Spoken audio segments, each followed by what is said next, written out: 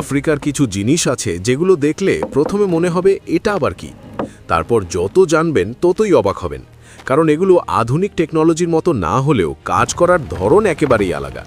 ঠিক তেমনই জিনিস হলো চকুডু।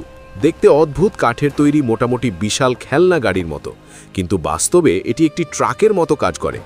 এই চকুডুকে অনেকেই বলে আফ্রিকান ট্র্যাক, কারণ এটা দিয়ে যেভাবে 500 থেকে 800 কেজি টানা হয় সেটা দেখলে আপনি বিশ্বাসই করতে পারবেন না।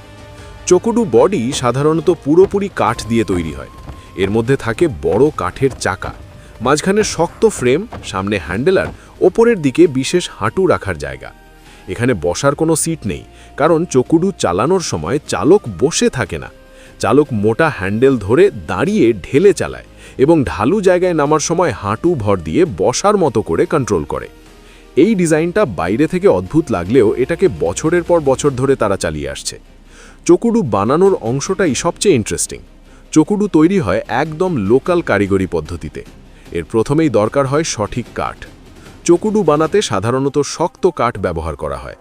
কাঠ নির্বাচন করার সময় কারিগররা দেখে কাঠটা কতটা শুকনো আর শাসনমুক্ত, কারণ কাঠের ভেতরে যদি আগে থেকেই ফাটল থাকে তাহলে চাকা ঘোরার চাপ বা ওজনের চাপ সহ্য করতে পারবে না। চাকাগুলো সাধারণত খুব মোটা করে বানানো হয়। অনেক সময় তাকে গোলাকার করতে বড় কাঠ কেটে নিখুঁত গোল চাকা তৈরি করা হয়। চাকার পর সবচেয়ে গুরুত্বপূর্ণ অংশ হলো অ্যাক্সেল বা মাঝের দণ্ড।